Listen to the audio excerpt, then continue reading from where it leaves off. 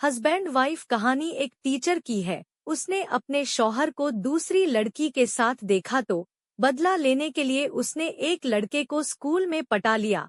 मेरा नाम आशना बानो है, पर मुझे सब शन्नो कहते हैं। मेरे शौहर मुझसे आयु में 6 साल छोटे हैं। हमारी लव मैरिज थी। आपको मैं ये बता दूं कि मैं पेशे से एक अध्यापिका हूँ। रफीक और मेरी मुलाकात कॉलेज में हुई थी। हमारा 2 साल का अफेयर चला। उसके बाद हमने शादी कर ली। हम दोनों के परिवार वालों में से कोई भी इस शादी से खुश नहीं था, इसलिए हमने अपना एक अलग घर बसाया, जिसमें हम दोनों खुशी से अपना जीवन यापन करने लगे। रफीक दिन भर मेहनत करके रात में घर लौटते और मैं रात में उनकी सारी थकान मिटा देती। फिर समय बीतता गया और मैंने एक बेटे को जन्म दिया। डॉक्टर ने हमें ये भी बोला कि हम कुछ समय तक कुछ नहीं कर सकते हैं। मेरे शौहर को इस बात से ज्यादा कुछ फर्क नहीं पड़ा। मैंने भी डॉक्टर की बात मानी।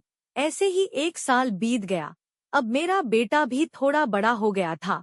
एक रात में मैंने अपने बेटे को जल्दी सुला दिया और मैं भी अच्छे से तैयार हो गई। अपने शौहर का इंतजार करने लगी। जब मेरे शौहर आए तो मैंने खाना परोसा और उन्होंने खाना खा लिया, पर उनका मुझ पर ध्यान ही नहीं गया कि मैं आज तैयार होकर उनका इंतजार कर रही थी। मैंने भी सोचा शायद वो आज काम में थक गए होंगे, इसलिए मुझ पर ध्यान नहीं दे रहे हैं। फिर उन्होंने मुझसे पूछा, आज बाबू जल्दी सो गया? मैं बोली, जी। वो आज मैंने उसे जल्दी सुला दिया है, क्योंकि इतना टाइम हो गया है। हम साथ में नहीं लेटे और साथ में टाइम भी नहीं बिताया, तो इसीलिए। वो बोले, देखो यार, आज मैं बहुत थक गया हूँ, आज नहीं। ये बोलकर वो सोने चले गए। मैं भी सो गई। अगली रात भी ऐसा ही हुआ। वो सो गए। मैंने इस पर ज्यादा ध्यान नहीं दिया, पर ज्यादा दिन में इस बात को नजरअंदाज नहीं कर पाई। आखिर मेरी भी कुछ जरूरतें थी। मैंने अपने शौहर से इस बारे में बात की, पर उन्होंने मुझे कोई जवाब नहीं दिया। फिर हमारी शादी की सालगिरह आ गई। उस दिन मैंने अपने कॉलेज से जल्दी छुट्टी ले ली और अपने शौहर के ऑफिस उनको सरप्राइज देने के लिए चली गई। पर वहां जाकर मुझे पता चला कि वो ऑफिस में नहीं है। मुझे लगा कि शायद वो भी सरप्राइज देने के लिए जल्दी चले गए हों।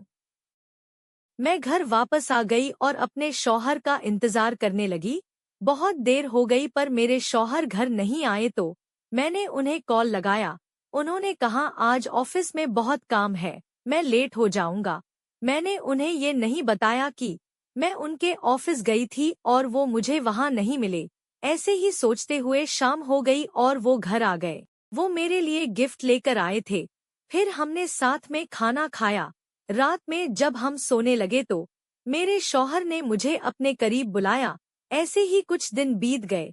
फिर एक बार जब मैं अपनी फ्रेंड्स के साथ बाजार में कुछ खरीदारी करने गई, मेरी एक फ्रेंड ने मुझसे कहा, अरे शन्नो देख तो, क्या वो तेरे शौहर हैं? मैंने देखा तो मुझे दिखा कि वो किसी लड़की के साथ थे। वो दोनों हाथों में हाथ डालकर घूम रहे थे।